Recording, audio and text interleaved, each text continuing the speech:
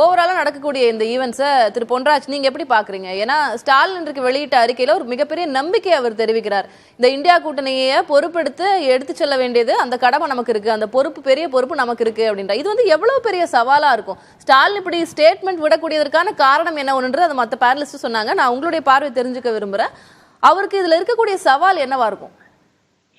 கண்டிப்பாக திமுக தலைவர் திரு மு.க. ஸ்டாலின் அவர்களுக்கு ஒரு மிகப்பெரிய ஒரு பொறுப்பு இருக்கிறது. ஏன்னா இந்தியா கூட்டணியை தமிழகத்திலே ஒரு கட்டுக்கோப்பாக அமைத்து அதை வெற்றி பாதைக்கு அழைத்து செல்லக்கூடிய ஒரு வலிமை பெற்றவர் தான் திரு மு.க. ஸ்டாலின் அவர்கள். அவருக்கு இன்னைக்கு ஆல் இந்தியா லெவல்ல ஒரு அங்கீகாரமும் ஒரு மதிப்பும் இன்றைக்கு அனைத்து கட்சிகளிடமுமே இருக்கிறது. அதன் மூலமாக அவர் இந்த இந்தியா கூட்டணியை ஒரு ஸ்ட்ராட்டஜைஸ் பண்ணுவதற்கு அவருக்கு அனைத்து வாய்ப்புகளும் இருக்கு. நீங்க பாத்தீங்கன்னா மம்தாவோ, வெஸ்ட் பெங்காலுடைய மம்தாவோ, பீகாருடைய நிதிஷோ, இல்ல டெல்லியினுடைய அரவிந்த் கெஜ்ரிவாலோ நீங்க எடுத்துக்கிட்டீங்கன்னா இண்டிவிஜுவல் லீடர்ஷிப் அவங்களுக்குன்னு ஒரு எஸ்டாப்ளிஷ்மெண்ட் இருக்கு. அவங்க நம்ம கட்சி இதுல முழுமையாக வெற்றி பெற வேண்டும் என்ற எண்ணத்தோடு இருக்காங்க. இப்ப தமிழகத்துல விட்டு கொடுத்து கிட்டத்தட்ட 20 தொகுதிகளை விட்டு கொடுத்து கூட்டணியை ஒற்றுமையாக வைத்திருக்க வேண்டும் என்ற எண்ணம் திமுகவுக்கு இருக்கிறது. அந்த எண்ணம் அவர்களுக்கு இல்லை. எல்லாமே நமக்கு தான்.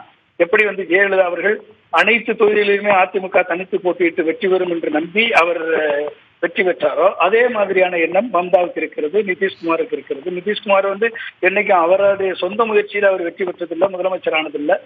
ஏதாவது ஒரு கட்சியில பிஜேபியுடையோ இல்ல ஜேடியுடையோ லல்லு பிரசாத் யாதவுடையோ சேர்ந்து மாறி தான் அவர் வந்திருக்காரு. கேஜ்ரிவாலுக்கு டெல்லியை பொறுத்த வரைக்கும் தனித்து நின்று வெற்றி பெற்று அவர் காங்கிரஸை டிஃபீட் பண்ணி தான் அவர் வந்திருக்காரு. பஞ்சாப்ல அவங்க எஸ்டாப்ளிஷ் ஆயிருக்காங்க. பட் பஞ்சாப்ல காங்கிரஸுக்கு ஈக்குவலண்டான வாக்கு வங்கி இருக்கிறது. 2019 நீங்க எடுத்துக்கிட்டீங்கன்னா கூட காங்கிரஸ். திரு பொன்ராஜ், இன்னொரு கிளாரிட்டிக்கா நான் கேட்கிறேன். இது நீங்களும் அந்த நம்பிக்கையை தெரிவிக்கிறீங்க. பட் அதுக்கான வியூகம் ஒன்று இருக்கணும் இல்லையா? அது எப்படி அதை வகுப்பாங்க? இந்த ஸ்ட்ராட்டஜி என்னவா இருக்கும்? இல்ல, வியூகம் எப்படி வகுக்க வேண்டும் என்றால், வியூகம் வகுக்கணும்ன்றது இப்ப மம்தா பானர்ஜி 2 சீட்டு தான் தரேன்றாங்க காங்கிரஸ். அப்ப அந்த 2 சீட்டு எதுக்கு தேவையில்லையே? மம்தா பானர்ஜிக்கு காங்கிரஸ் முழு ஆதரவை கொடுத்து விட்டு போலாமே. நீங்க வாங்க அப்படின்னா எப்படியோ அவர்கள் அந்த ஆதரவை கொடுக்கும் பொழுது இந்தியா கூட்டணி பலப்படலைன்னா கூட தனியா கூட நிக்கட்டும் மம்தா பானர்ஜி. ஆனா கண்டிப்பாக அவர் பிஜேபிக்கு ஆதரவு கொடுக்க மாட்டார். ஏன்னா இன்றைய நிலையில காங்கிரஸ் தனித்து போட்டிட்டா அந்த இருக்கக்கூடிய அந்த 5 to 7% வாக்கு அது பிரிஞ்சா பிஜேபிக்கு அது ஆதரவாகத்தான் போகும். பிஜேபி ஒரு பாதி தொகுதிகளை வெற்றி பெற்றா கூட அது இந்தியா கூட்டணிக்கான ஒரு இழப்பாகத்தான் இருக்கும். எனவே காங்கிரஸுடைய ஸ்ட்ராட்டஜி வெஸ்ட் பெங்கால மம்தா பானர்ஜி ஆதரிக்க வேண்டும். அதே மாதிரி டெல்லியில கேஜ்ரிவால் நான் தனியா நிற்பேன்னு சொல்றாரு அப்படின்னா டெல்லியில கேஜ்ரிவாலை ஆதரிக்கணும். பஞ்சாப்ல கேஜ்ரிவாலை எதிர்த்து நிக்கலாம், ஒன்றும் பிரச்சனை இல்லை. ஆனா டெல்லியில கொடுக்கக்கூடிய ஆதரவுக்கு நான் கருத்து முடிச்சுக்கிறேன் ஆச்சாரி, கொஞ்ச நேரம் பொறுங்க. அந்த டெல்லியில கொடுக்கக்கூடிய ஆதரவுக்கு குஜராத் மற்றும் கோவால ஆம் ஆத்மியோட கூட்டணி வச்சுக்கலாம். கூட்டணியோட அது ஒரு பேச்சுவார்த்தையில தான் முடிவு எடுக்க முடியும். அங்கதான் திரு ஸ்டாலின் அவர்களது ரோல் இம்பார்ட்டண்டா இருக்கும். அப்ப காங்கிரஸ் இன்னைக்கு பிடிவாதமாக வெஸ்ட் பெங்கால நாங்கள் நிற்போம்னு சொல்றத ஸ்டாலின் ஒருத்தர் தலையிட்டு 2 பேருக்கு இடையில காங்கிரஸை விட்டு கொடுக்க வச்சு மம்தா பானர்ஜி ஆதரிக்க வைக்கணும். அதே மாதிரி டெல்லியில கேஜ்ரிவாலுக்கு விட்டு கொடுத்து ஆதரிக்க வைக்கணும். கோவாலையும் குஜராத்லயும் ஆம் ஆத்மியை இப்ப இந்த பாயிண்ட்க்கு நம்ம வரலாம்.